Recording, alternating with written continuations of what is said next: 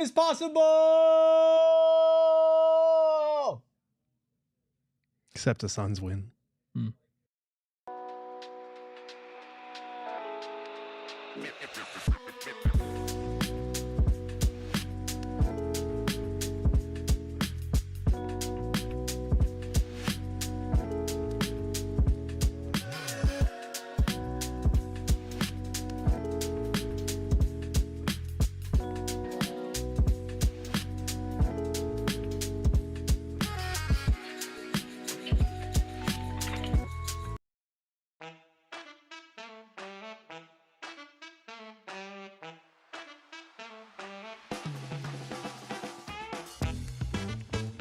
Psychos and sickos unite for another edition of the PHNX Suns pregame show, of course, brought to you by our friends over at Gila River Resorts and Casinos. You do you. At Gila River Resorts and Casinos, visit playatgila.com for more details. I'm Eric, that's Gerald. Noah behind the Mac, making all the magic happen, but of course the magic truly comes from all of you in the chat, already hitting that like button, already subscribed to PHNX Sports as we prepare for what could be the biggest beatdown since these two teams squared off last week, Gerald. It's Suns Celtics in Boston. You wearing your green, so you're showing your allegiance tonight. Yeah, I honestly forgot that was what was happening today. It's a different green. Kind of just Different threw green. on a shirt today. Yeah, it's a different Well, company, I think the Suns are going to need about 3 or 4 of those guys to pull off a win tonight. That would be helpful, but they are missing their Hulk, so to speak, and Kevin Durant. They are... Don't worry, Hawkeye's back. Okay. Oh, not Bradley Beal as Hawkeye. That's like somehow one of the rudest things that we've ever said about Bradley Beal. Yeah, this is going to be tough. Like, Bradley Beal is coming back. He hasn't played since March 16th, and that was, a 15-minute performance against the Lakers when he left early with the hamstring strain that's held him out ever since then. I was looking back. He scored 20 points just once since the start of March, so with him coming back and probably not playing full minutes tonight, I wouldn't expect much from him. And as we've covered all season long, when he has been healthy, the Suns have still had the worst net rating on the team when he is on the court. So take out Kevin Durant, put Bradley Beal back in, go against the Celtics team that is coming off a loss that ruined their 9-game win streak.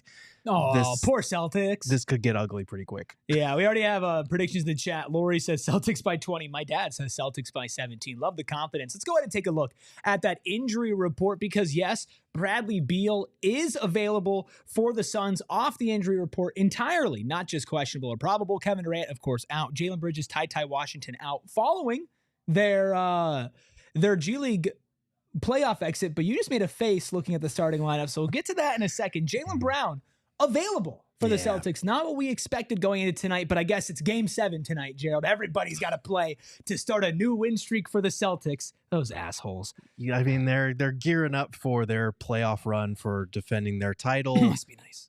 It must be nice. I think Brown was questionable coming in, so could have gone either way there. But the reason I made that face is looking at the starting lineup. So Bradley Beal is back in the starting lineup in his first game back. Oso Ighodaro is getting the start at center over Nick Richards, which, I mean, this is a very switchable, this is a 5-out offense, so we need more switchability. So maybe Bud learned from a lesson that he shouldn't have needed to learn from last game where he barely played his most switchable big. The other starters, Devin Booker, Ryan Dunn, and Royce O'Neal. Okay. Interesting. Interesting stuff. Let's start with Oso because I think maybe, and this is saying something, one of the more infuriating comments that I've heard from Mike Budenholzer this entire season, which trust me, we could probably do a tier of all the comments that I've hated from him, was when, like you mentioned, that previous Celtics game, they were playing their least switchable big in Nick Richards, and he was like, this is a good learning experience for him. No, it's not.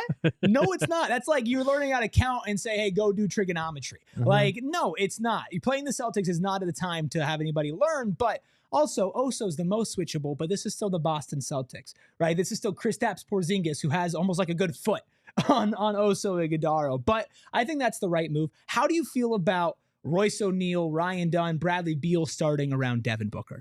Yeah, I'm surprised that Beal's starting in his first game back, but he was starting when he went out, so I guess it makes sense. I'm curious to see how they kind of limit his minutes, and we do have pregame sound from Bud on that here in a bit. But they're definitely going with a more switchable lineup that's putting shooters around Devin Booker, and Brad obviously taking, you would assume Grayson Allen was slotted for that, but with Brad back, he's taking that spot. So a little bit more defense with Royce and Ryan Dunn in there, and Oso being switchable, a little bit more shooting with Royce and Bradley Beal being around him.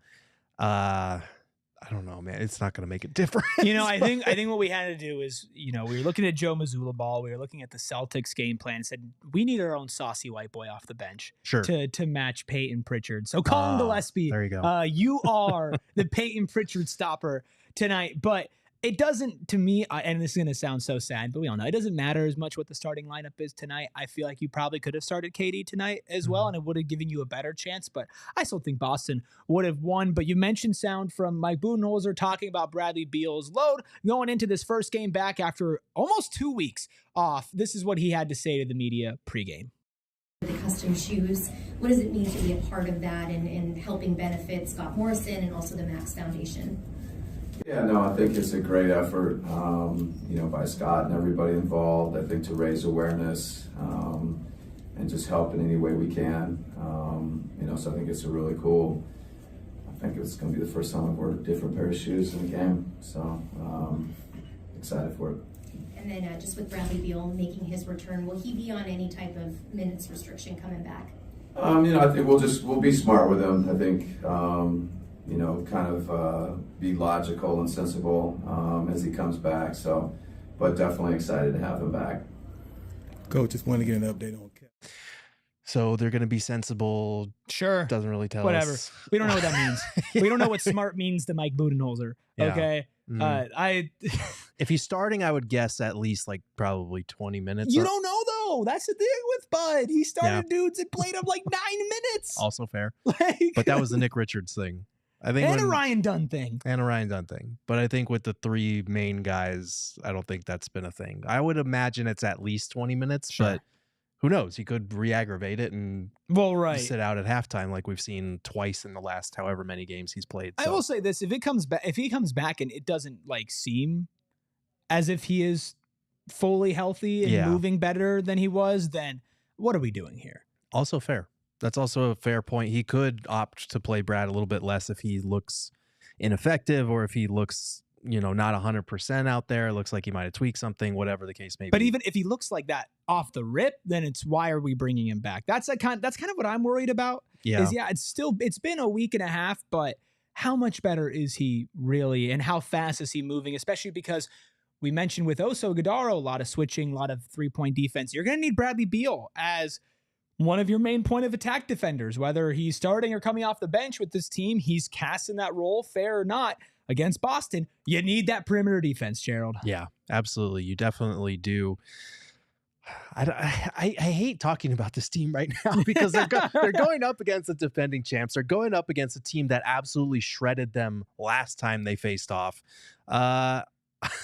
I feel like this is going to be another game like the Rockets game recently, like the Celtics game the last time they played, where the Suns are down by 25-30 at halftime, and we're just kind of going through the motions of watching this team in the second half. Well, what if they aren't doing that? This is what our guy, Cutesy Legs, SBG, has as his 3 keys to a Suns victory over the Seas. Look at that. Look at that. Yeah, I love that. So key number 1, diversify Booker's usage offensively.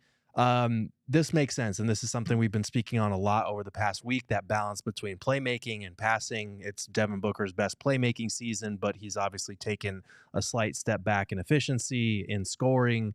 They're going to need him to be aggressive like he's been the last 2 games against the Rockets, like he was against the Bucks when he had 39 points and 11 assists. I think that was a good balance there. Obviously, anytime you score almost 40, you're doing something right in the scoring column. This is a very good Celtics defense, though, and one that can switch a lot and do a lot of different things. So they are going to have to diversify Booker's approach there. Key number 2, feature Beal appropriately in rotation.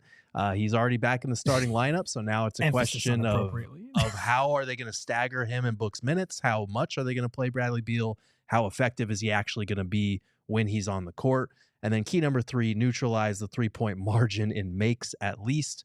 We know the Celtics are capable of giving up 50 to 60 attempts on a nightly basis. We know that the Suns team struggles with limiting opponents' quality of three-point attempts and number of three-point attempts. Hopefully a more switchable starting lineup helps mitigate that a little bit. But the Suns are going to have to launch today in order to keep pace, because 50 to 60 attempts is insane. And even if you only get to 40, you're still being outshot by 10 to 20. Yeah, and it's a Celtics team who, of course, is going to have a chip on their shoulder because they just lost their first game in 10 games. Well, it's not even about a chip on their shoulder. It's just they care. Good basketball teams execute at a high level, and they do care. Like they're not going to let something like this slide, especially when the only reason they lost that Heat game was because they had a couple guys out. Arden Booker added to the $4.99 super chat. Thanks, Arden. Says, me when Bradley Beal is playing, straight face emoji. Me when he's playing, thinking emoji, eye raise emoji. Maybe me when he's not playing. Yeah, one of those is probably not playing, but Richard says Suns by negative 27. Damn. Okay. I mean, that's a good way to frame it. Yeah. Suns win by negative 27 points. It's like golf. Lowest score wins. Well, we'll continue to break down the game, but what do we think happens tonight? Let's go ahead and take a look at our score predictions. Wow, whole lot of green. Oh man, Espo, he's coming in with the historical whammies. Why lately. Is he doing this? Like I know he's hurt, but why does he have to hurt us? He just has to bring up the 76 finals inadvertently. Not inadvertently. Advertently, yeah. Totally vertently. Yeah, very vertently. He's got Celtics by 76. Steven, Celtics by 6, which is surprisingly confident. Yes. Gerald, Celtics by 10, which somehow isn't the biggest prediction. I'm going Celtics by 18. You had to almost talk me out of Celtics by like 30. I would probably put Celtics by 20, but for the sake of this graphic reaching the masses, I'm going to go with Celtics by 10. I don't think the graphic's reaching the masses. Oh, Gerald took the Celtics to beat the Suns. Also, water is wet and the sky is blue. You would be surprised the things that people complain about on this program. So we're just going to leave it at Celtics at 10, be conservative, but realistically, I'm looking at 20 to 25. Yeah, Wow Factor says this is difficult. You need a miracle, and then follows that up. You need Bol Bol. Do you need Bol Bol tonight, Gerald, with no Kevin Durant? You don't need anything. You need better players at this point. You need April 13th to get here ASAP. Yes. Why not try Bol Bol? I'm at that point. I mean, I am too. Listen, let's just throw shit at a wall and see what sticks. Yeah. Like, let's throw Bol Bol out there, especially if they're bombing away from 3. Now, I will say the last time Bol Bol touched the court, it looked like he was out of breath jogging to the corner, and it might have been the slowest jog that I've ever seen. Milo says, unfortunately, Bender is not Porzingis. Why are we bringing up old trauma? Why are we bringing up 76? Espo saying Bucks in 6 the last time that we played the Bucks. You're bringing up Dragon Bender? That's tough. Could Dragon Bender fix the Suns? That video coming at you tomorrow on PHNX Sports. No, I'm kidding. But let's take a look at what our friends over at Bet365 have to say about tonight's matchup. I'm sure they're feeling real good about the Suns. Oh, wait, nope.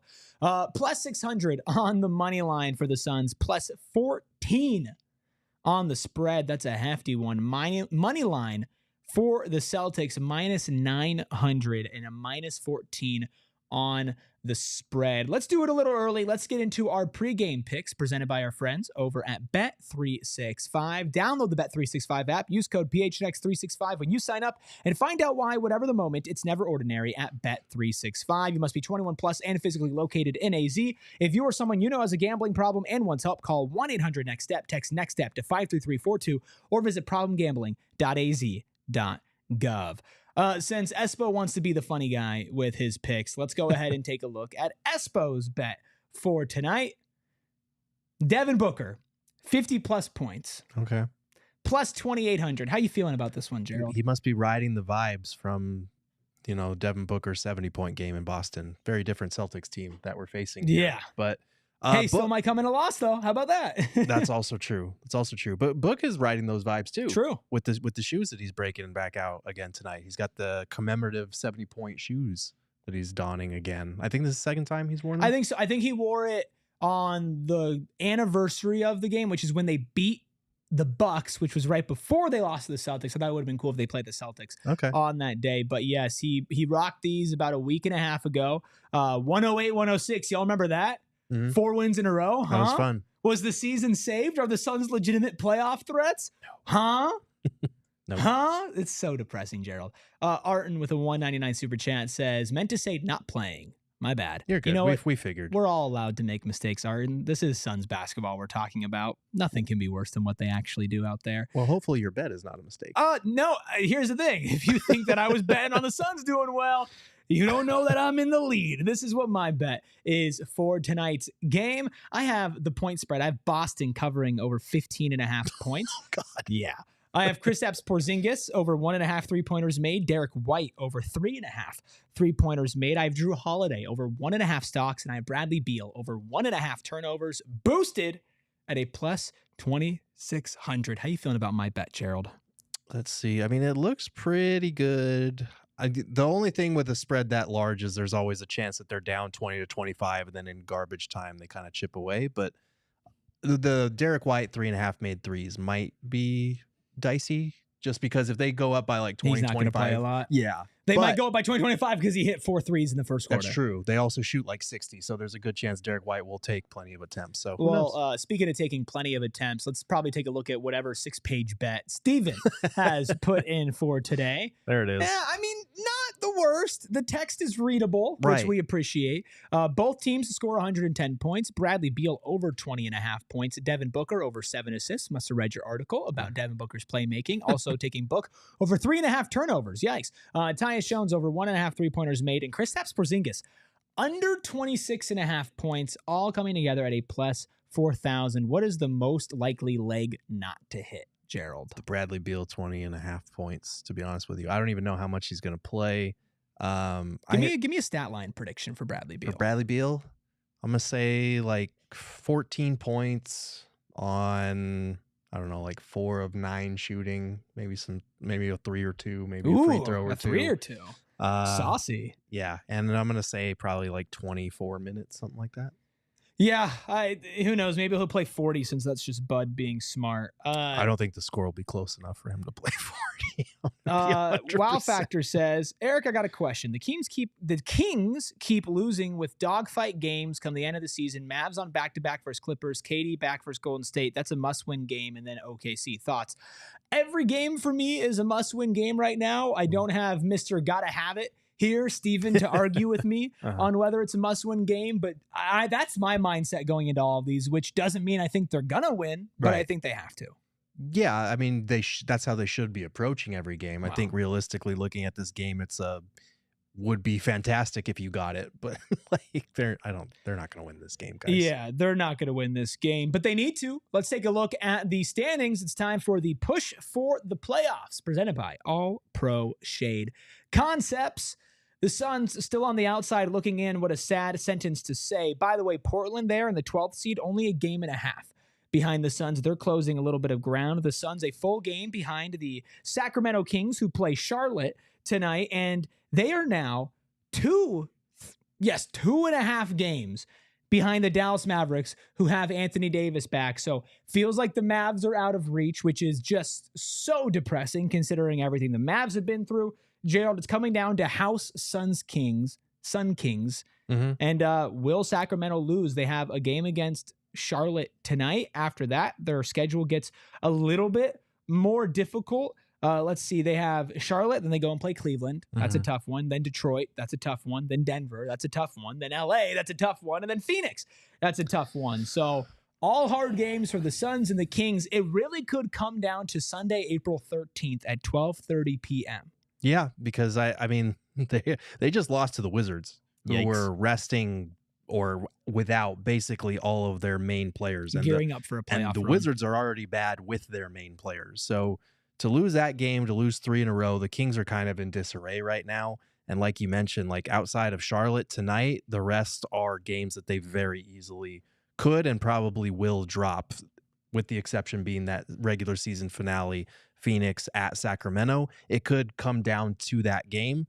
But if the Suns pick up a win here and there, like against the Spurs coming up, I don't think they'll beat the Celtics. I don't think they beat the Knicks to close out this road trip. I think they could beat the Spurs. And then they've got, I think it's LA one more time, or they it's have OKC and the Warriors when they come back from the road trip. Not beating the Warriors. And then you have OKC. Probably not beating OKC. And then you have San Antonio. and then you have Sacramento. And by the way, that Sacramento game against Charlotte is currently in action. The Hornets up 12-6. Can I tell you who the leading point getter, rebound grabber, and assist thrower is for the Charlotte Hornets? I'm going to guess it's Yusuf Nurkic. All three categories. 4 points, 4 rebounds, and assists. The Hornets up 12-6 over the Kings.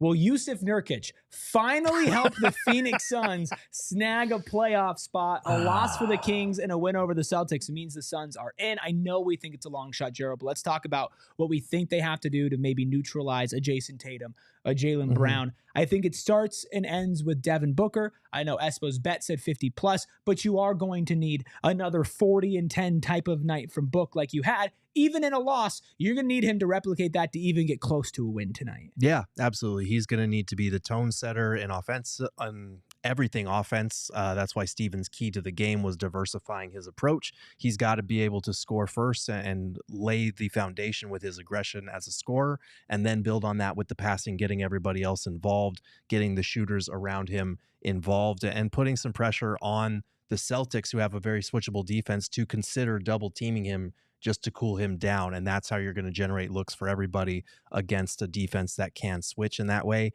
Then from there, you really need to find someone who can limit Kristaps Porzingis, because he's one of those guys that the Suns just haven't had an answer for. His size, his skill, his ability to spread the floor to 3-point range. He has routinely hurt them, especially when the Suns bigs have been in drop coverage. So hopefully starting Oso Ighodaro helps you a little bit with that, so that you can get out to the perimeter and get a good contest up, as opposed to wide open threes for him. And then it's going to come down to wing defense, because we know that either Tatum or Brown can go off on any given night.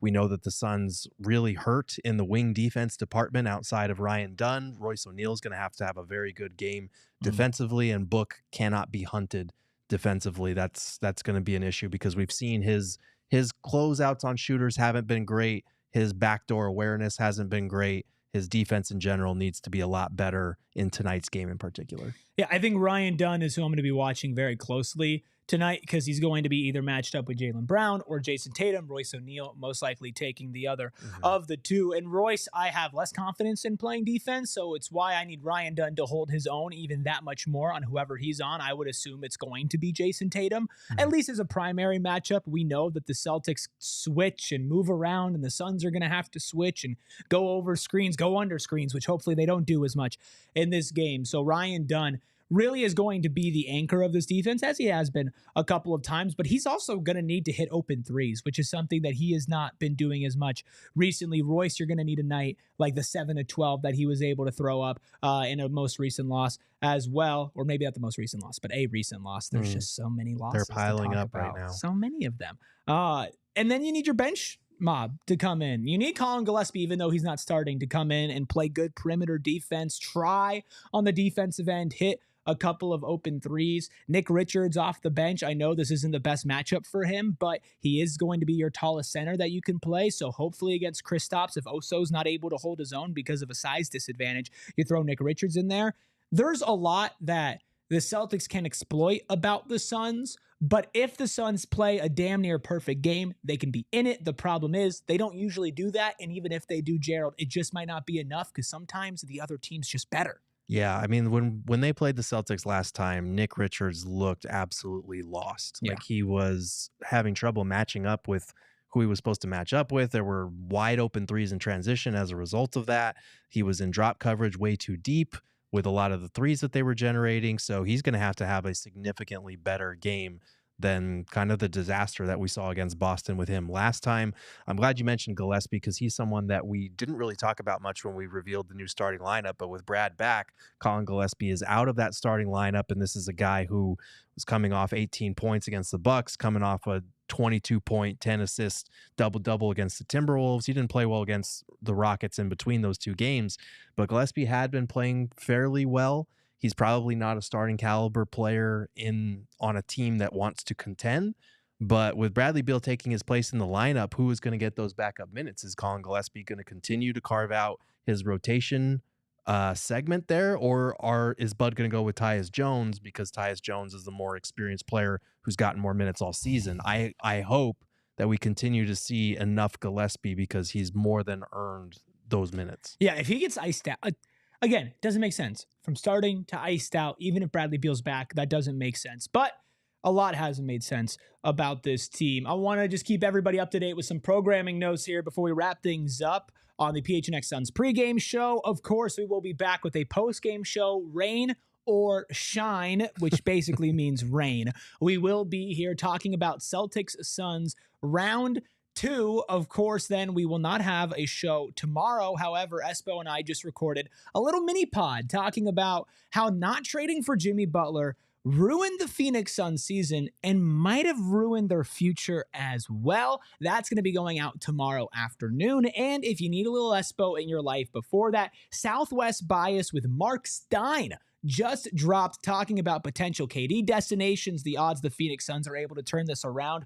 All 30 minutes of that is available right now on PHNX Sports right here. When you hit that subscribe button, turn that notifications on, hit that like button as well. Highly recommend checking that out if you want to put the game on mute in the background, or if the game's making you mad, so you're just going to check in with postgame. You got 30 minutes of Espo and Mark Stein to keep you satisfied. Until then, of course, here on PHNX, we also do so much more. We have Cardinals, Diamondbacks in full swing with their season getting underway. Draft season, which means not just Cardinals, but ASU and U of A doing some great coverage. Plus, Mercury Steven was just on the Mercury pod yesterday. You can check that out right here. And of course, we also cover the Phoenix Rising as well. If you haven't read Gerald's amazing work on GoPHNX.com discussing Devin Booker's playmaking jump this year, that's also available for you to check out free and unlocked, not just for diehards only. So despite the team not being in a too great of a spot right now, there's a lot for you to still consume right here